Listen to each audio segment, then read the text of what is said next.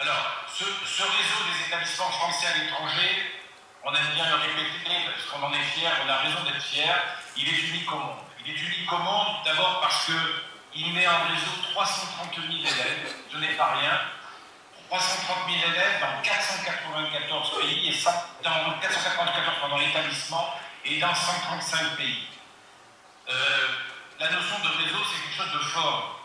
Il faut savoir qu'il y a encore moins d'une dizaine d'années, nous étions les seuls. Aujourd'hui, d'autres pays commencent à mettre en place un dispositif de réseau qui n'a rien à voir avec l'importance de notre réseau, mais qui, à terme, seront très certainement de véritables concurrents. Je parle les Allemands, qui, il y a encore quelques années, avaient une dizaine d'établissements, ils en ont plus de 80 aujourd'hui. Et il y a les Britanniques, qui aujourd'hui ne sont pas en réseau, mais ils y travaillent. Donc, potentiellement, il y a des concurrents qui vont émerger. Aujourd'hui, nous sommes quand même, malgré tout, encore avec nos 330 000 élèves, le premier réseau mondial.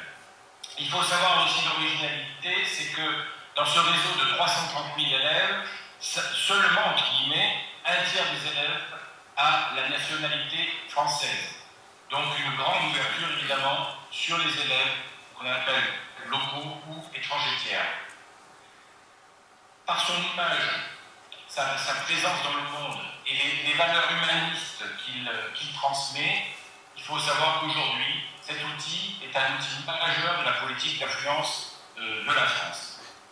Et c'est pour ça que j'aimerais juste reprendre un petit peu en termes d'actualité politique au sens large du terme ce réseau, en partant de septembre 2012, où M. Fabius a confié à Mme Conway-Mouret, alors qu'il est ministre délégué chargé des Français de l'étranger, une mission afin d'établir des propositions sur le développement du dispositif scolaire extérieur de la France. Son rapport, qui a été présenté en Conseil des ministres en août 2013, a permis d'établir un plan d'action en faveur de l'enseignement français à l'étranger, qui a été arrêté par le ministre des Affaires étrangères et du Développement international. Ce plan comporte 5 grandes orientations. La première orientation, c'est réaffirmer la double mission de scolarisation des Français et l'accueil des élèves étrangers. La deuxième orientation, c'est le développement encadré du réseau dans le contexte d'une nécessaire maîtrise budgétaire, nous allons y revenir. Un pilotage politique renforcé, une consolidation de l'excellence pédagogique et un élargissement de l'accès aux offres éducatives complémentaires de l'enseignement homologué. Donc ces 5 grandes actions, ces 5 grandes orientations ont été donc travaillées, si on peut dire, par l'Agence pour l'enseignement français à l'étranger, qui a pu établir un plan d'orientation stratégique pour la période 2014-2017. Donc vous avez vu tous, je pense dans tous les établissements, vous devez avoir ce document, qui a été présenté par les chefs d'établissement au personnel enseignant et je pense aussi aux élèves. Donc, ce plan d'orientation stratégique, donc, qui comporte 111 actions, que nous allons bien évidemment pas dérouler ce matin, mais simplement rappeler qu'on peut les regrouper sous 3 grands défis. Le premier défi, c'est celui de l'innovation au service de la qualité de notre offre éducative. Une forte volonté donc de l'agence, par rapport à cela, de mettre nos établissements, je dirais, en avant dans notre système éducatif. D'une part, dans des domaines bien connus comme le dispositif, comme l'enseignement des langues.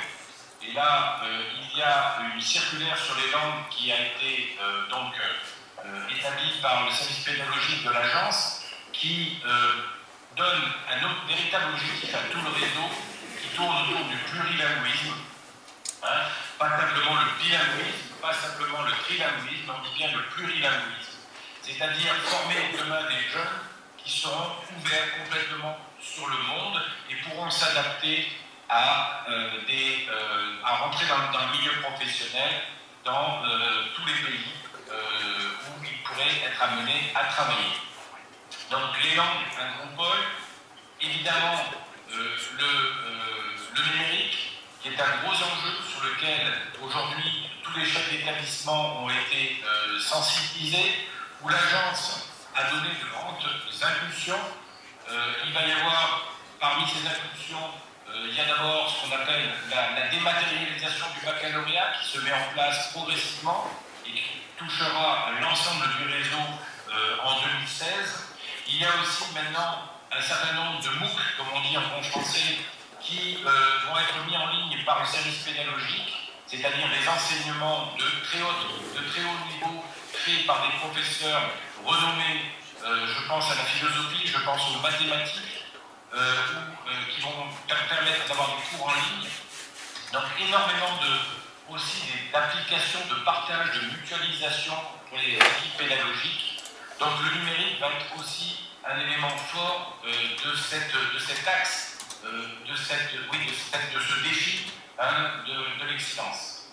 Le deuxième défi porte sur la capacité de nos établissements à tirer le meilleur parti à la fois de leur appartenance au réseau, de leur ouverture sur l'environnement local. Ça, c'est un point qui est important, et je sais qu'en particulier le lycée de Bucarest a bien compris cette dimension. Ça passe par le fait qu'aujourd'hui, l'agence a développé en particulier des séminaires de gouvernance. C'est-à-dire qu'aujourd'hui, les responsables des établissements scolaires, on permet aux responsables des établissements scolaires de travailler au sein du réseau ensemble, de pouvoir échanger, de pouvoir faire des échanges de bonnes pratiques entre établissements. On reviendra là-dessus, mais il y a l'AEFE a mis en ligne et a distribué dans les établissements un certain nombre de documents. On en parlera tout à l'heure. Il y a le guide de gestion et de gouvernance pour les établissements du réseau français à l'étranger. Il y a le guide de bonne pratique de la convention.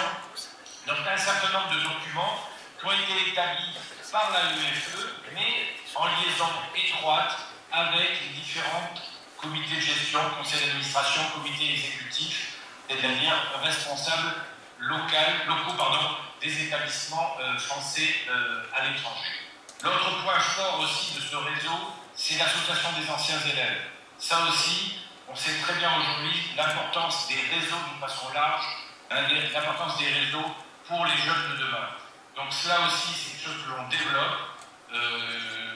Monsieur Fabius va recevoir le mois prochain, dans le cadre de la commémoration des 25 ans d'agence, les associations des anciens élèves au Quai d'Orsay. C'est vraiment aujourd'hui aussi un axe fort de la politique de l'AEFE et du ministère des Affaires étrangères.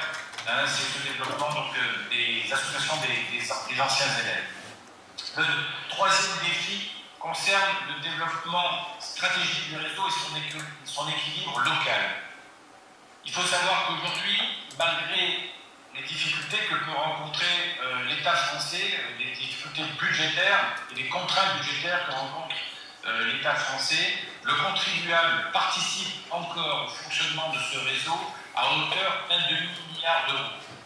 Ce demi-milliard d'euros se répartit grosso modo en 1/5 d'aide à la scolarité pour les familles françaises et 4/5 au fonctionnement, ce qu'on appelle le programme 185. Cet effort est très très important. Il est important et parallèlement, ce réseau continue à se développer. Il continue, il subit d'autres contraintes, la contrainte budgétaire, il subit une contrainte qu'on appelle le plafond des emplois pour les personnels résidents et personnels expatriés. Ça veut dire qu'aujourd'hui, et c'est le mot employé par le ministre des Affaires étrangères et du Développement international, c'est la notion de partage. C'est qu'aujourd'hui, il est important de partager les moyens de l'AEFE sur l'ensemble du réseau. Pour cela, il y a eu déjà une première réunion, et il y en a eu chaque année, de rencontres entre les différents responsables des différents ministères de l'Éducation nationale et des Affaires étrangères pour définir les priorités de développement de ce réseau. Aujourd'hui, à la dernière réunion, les priorités du développement du réseau portent essentiellement sur, d'une part, les pays de l'Asie, les pays du Golfe et ce qu'on appelle la zone francophone. Voilà. Donc, ce sont les zones dans lesquelles on demande à l'agence de dégager un maximum de moyens.